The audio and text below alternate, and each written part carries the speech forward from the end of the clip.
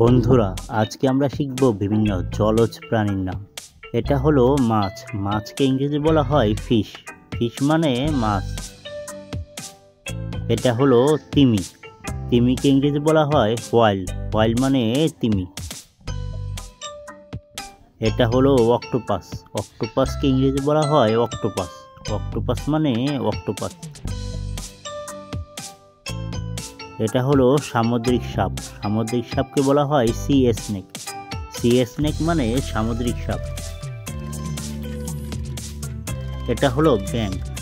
ব্যাঙকে বলা হয় frog. Frog মানে ব্যাঙ। এটা হলো সামুদ্রিক ঘোড়া। সামুদ্রিক ঘোড়াকে ইংরেজি বলা হয় সি হর্স। সি হর্স মানে সামুদ্রিক ঘোড়া। এটা হলো কুমির। কুমিরকে ইংরেজি বলা হয় ক্রোকোডাইল। ক্রোকোডাইল মানে কুমির।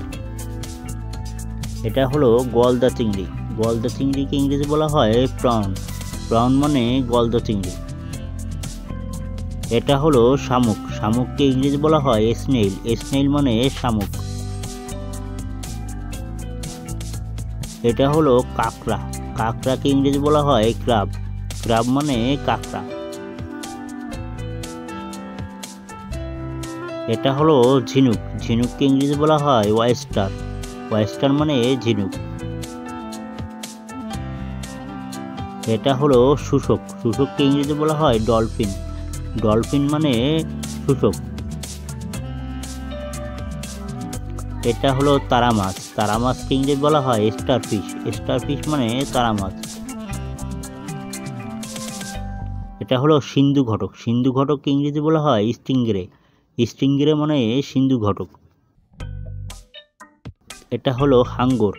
হাঙ্গরকে ইংরেজি বলা হয় শার্ক। শার্ক মানে হাঙ্গর। এটা হলো জেলিফিশ। জেলিফিশকে ইংরেজি বলা হয় জেলিফিশ। জেলিফিশ মানে জেলিফিশ। এটা হলো সমুদ্র সজারু। সমুদ্র সজারুকে ইংরেজি বলা হয় সি কাকাম্বার। সি কাকাম্বার মানে সমুদ্র সজারু। এটা হলো সামুদ্রিক শসা। সামুদ্রিক শসাকে ইংরেজি বলা হয় সি অ্যানিমনি। সি অ্যানিমনি মানে সামুদ্রিক শসা। এটা হলো অ্যানিমনি। অ্যানিমনিকে ইংরেজি বলা হয় অ্যানিমনি। অ্যানিমনি মানে অ্যানিমনি। এটা হলো চিংড়ি। চিংড়িকে ইংরেজি বলা হয় শ্রিম্প। শ্রিম্প মানে চিংড়ি। এটা হলো কচ্ছপ। কচ্ছপকে ইংরেজি বলা হয় টার্টল। টার্টল মানে কচ্ছপ। এটা হলো সিল। সিলকে ইংরেজি বলা হয় সিল। সিল মানে সিল।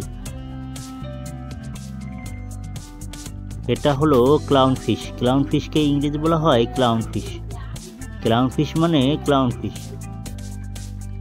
এটা হলো লায়ন ফিশ। লায়ন ফিশকে ইংরেজি বলা হয় লায়ন ফিশ।